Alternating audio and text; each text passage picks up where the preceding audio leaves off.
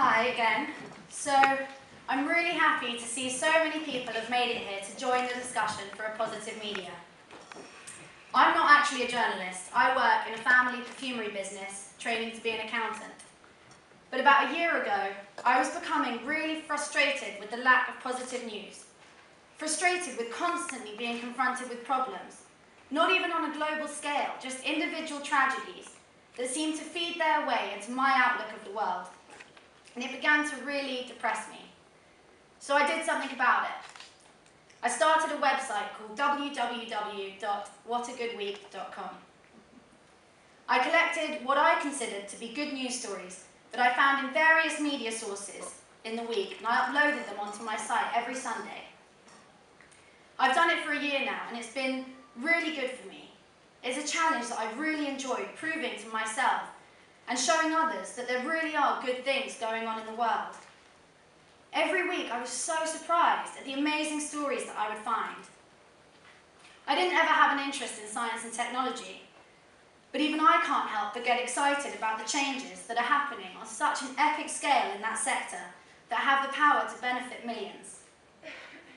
Statistically speaking, we're wealthier, healthier, happier, cleaner, more peaceful, more equal, and longer lived than any previous generation. But this was becoming increasingly difficult for me to believe by reading the newspaper. So I began What a Good Week. The aim of this wasn't to create or to pursue the creation of a wholly good news newspaper, but it was to provide for myself and others the balance that I felt was lacking. One of the most exciting things that I've found since beginning my website is that I'm not alone. I've come across networks of like-minded people thinking the same thing as me, and by meeting them and sharing ideas, it's taken me on a wonderful journey that's led to the event here this evening. Many websites, including I hope my own, are devoted to reporting a constructive news. This is based on the principle that it's not enough to simply present the problem facing society.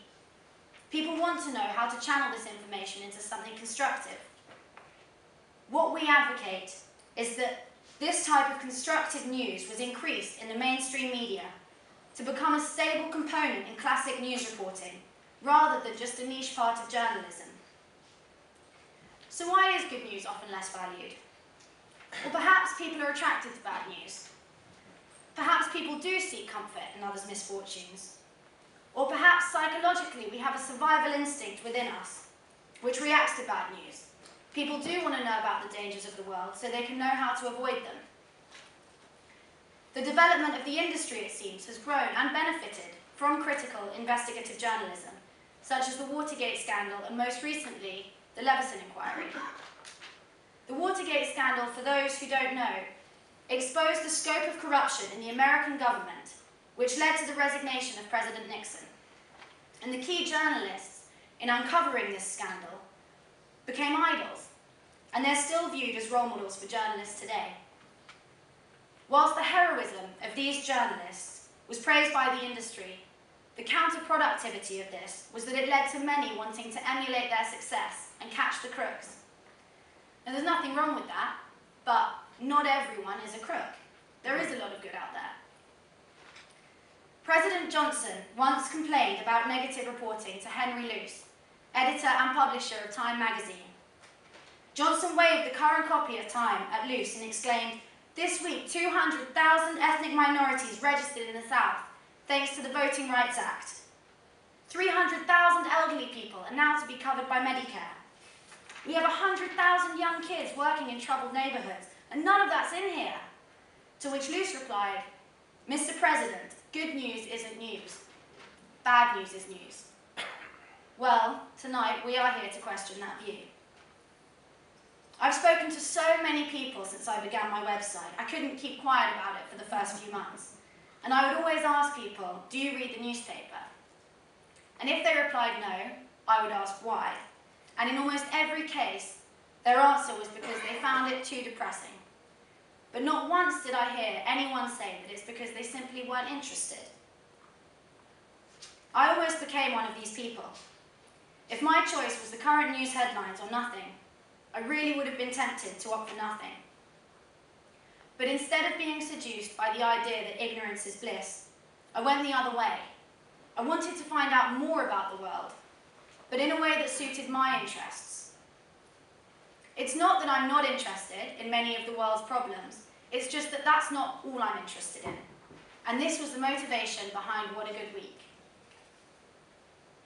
It's universally acknowledged that a core responsibility of a journalist is to seek truth and report it. But it seems to me that the truth currently being reported in the mainstream media is often a pathological version of the world, which doesn't qualify as being the complete truth and doesn't fully reflect the world as it is. If we are seeking truth, perhaps we should include more examples of human resilience, recovery, positive emotions, accomplishments, and solutions.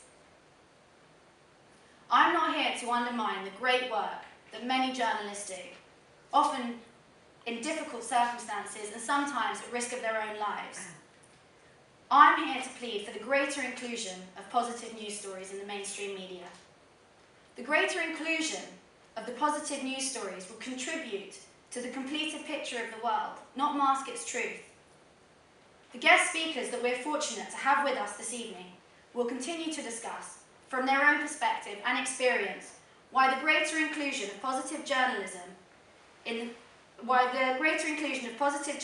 is important to journalists, media industry, businesses, and society. So I'd just like to introduce you to Martin Lewis, who will begin speaking first.